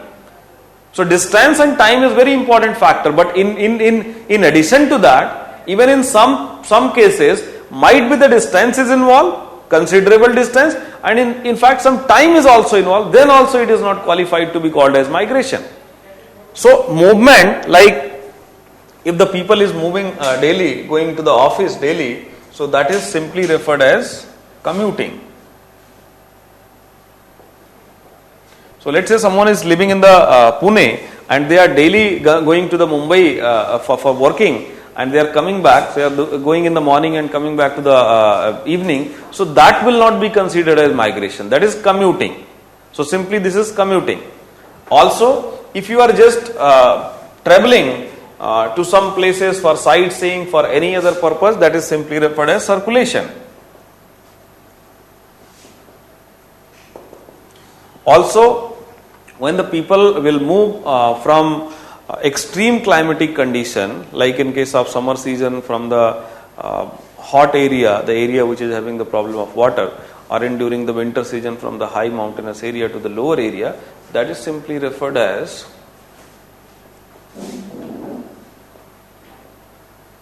transhuman movement. So these movements are not considered as migration. So this is not part of the migration. So these are something which is not part of the migration.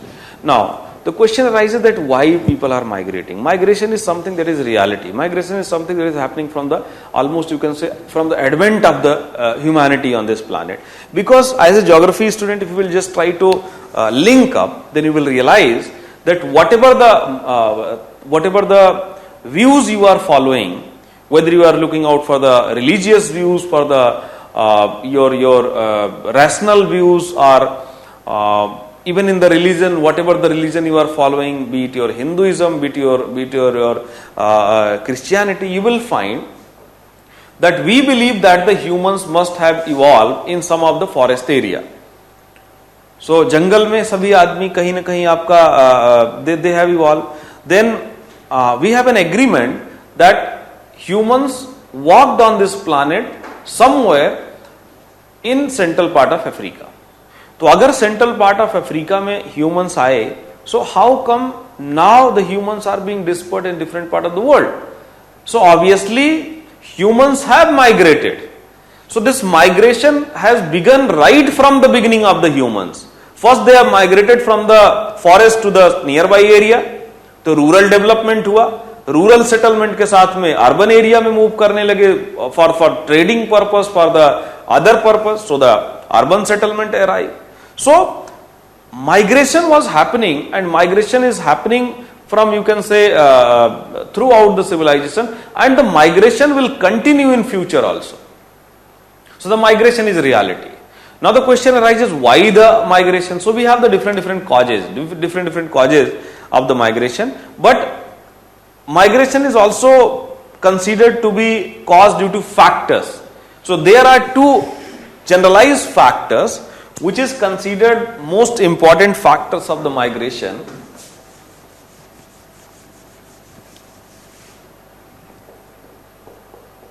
Push factors and pull factors.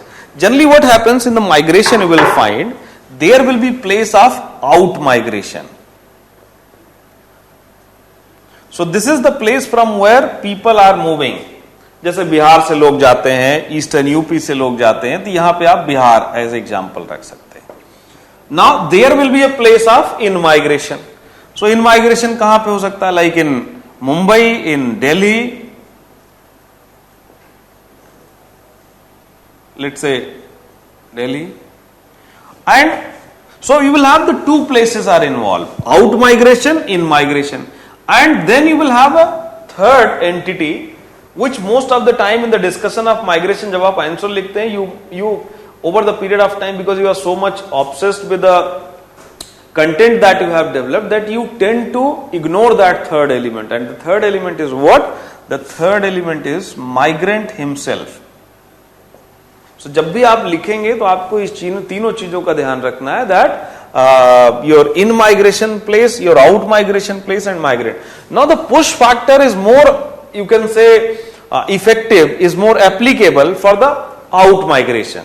So from where the migration is happening, it can be rural area, it can be urban area. People are not having the jobs, people are not having the high wage rate, people are having the problems of they are suffering from the poverty, agricultural productivity is very low. So whatever the problems they are facing mostly, that is why they are moving out. Then as far as pull factor is concerned, it will be more active in case of places of in migration.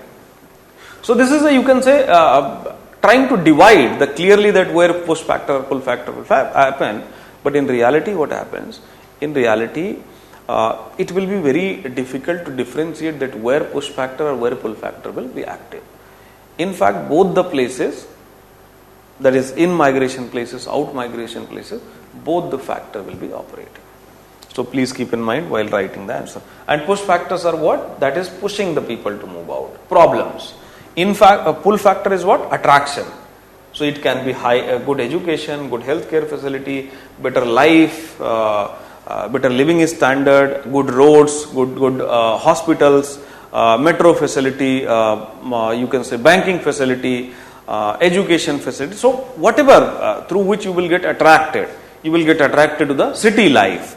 That is what is referred as particularly your pull factor. So these are the factors. But when it comes to causes, we are having some of the causes of migration. What are the causes of migration?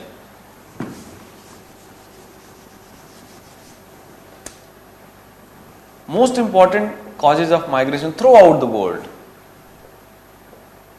Economic causes.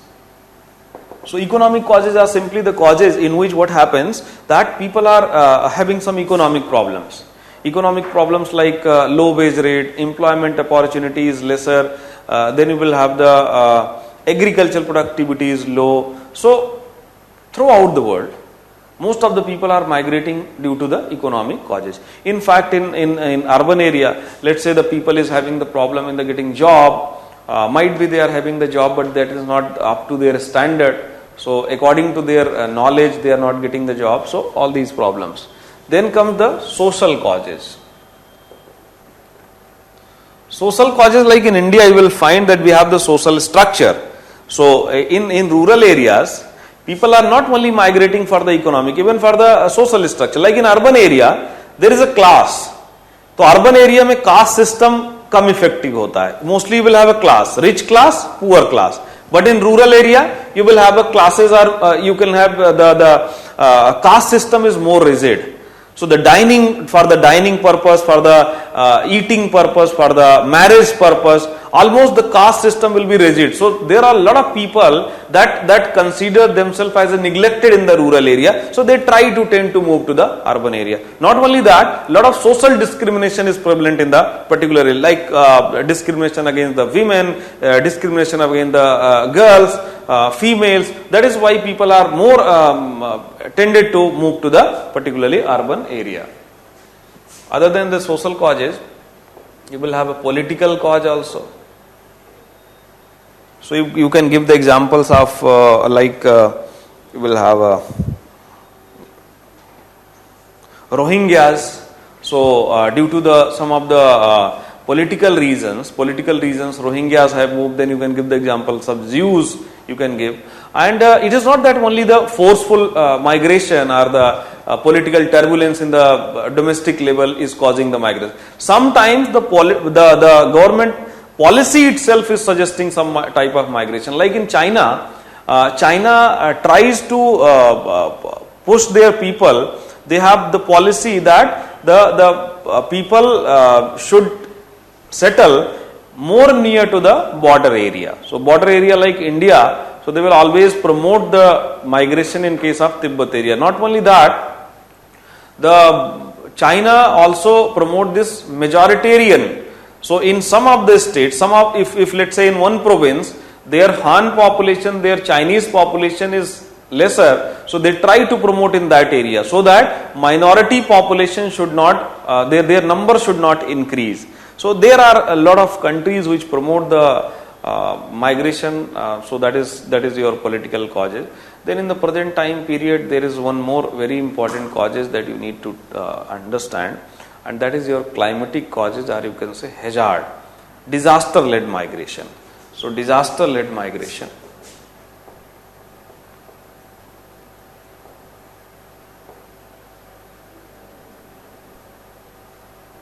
So this is very important cause. This is very important cause, and in fact in the starting itself I must have told you about the climatic migration. I must have told you how the migration is being caused due to the floods, due to the droughts. So floods, droughts, and forest fire, landslide. Like you will have incidents like Chamoli incidents. You will have a very famous Idukki landslide that has happened in 2020. Like recently you must have witnessed that, and it's a very you can say normal phenomena in Mumbai. In most of the monsoon season, there will be some of the buildings that will get collapsed. So if the people belong to that particular state, obviously they will move from one place to another place. But there will be highly chances that, let's suppose someone from the UP or someone from the Bihar is there, so they will have tendency that living in not good in the Mumbai, so they will look out some alternative places like Ahmedabad, like Delhi, so they will move out. So these are some of the causes and some of the basic idea about the migration.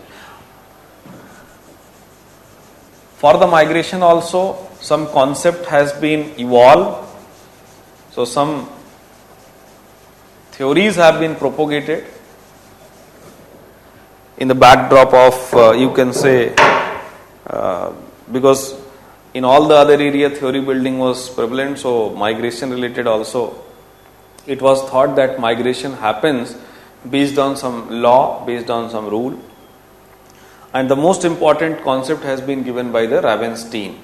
Ravenstein has come out with the migration theory during 1859.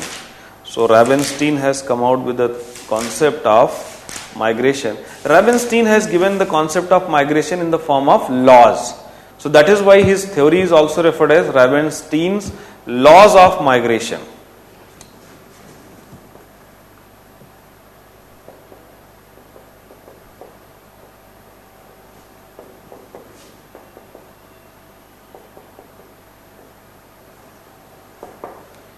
So what were some of the laws of migration? His laws of migration, the very important law was that the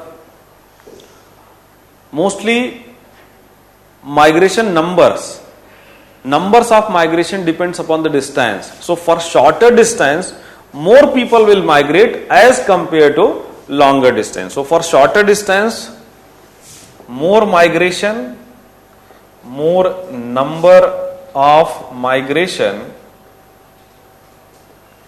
to shorter distance. More number of migration to the shorter distance. Also, what was the other idea of migration? Ravenstein. He suggested that there will be step migration. Step migration is what? People will have more tendency to migrate nearby towns. Like in case of Industrial Revolution, you will find that in Europe, people were moving out from the countryside to the urban area.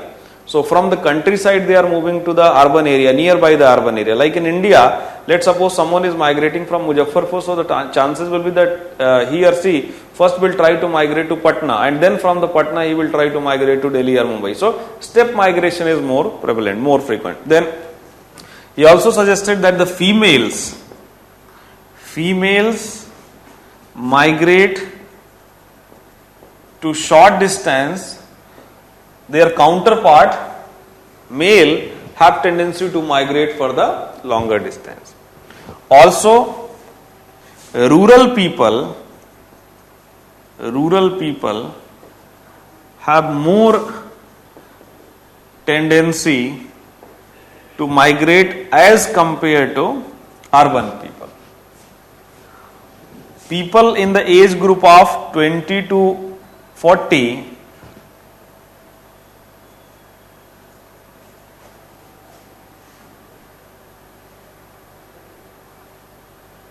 So 20 to 40 years people are more open to migration.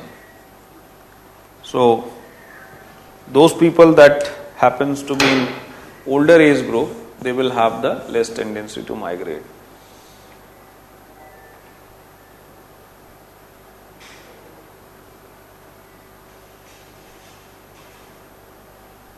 Just write a line.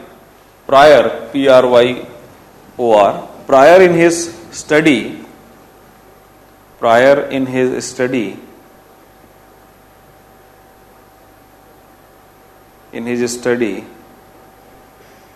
of migration prevalent in Malaysia,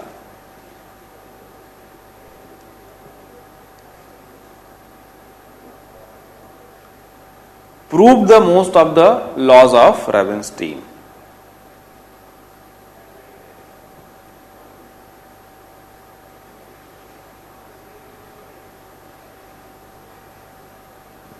Prove the idea of Ravenstein. So in general, you can say Ravenstein's laws of migration is globally accepted and applicable.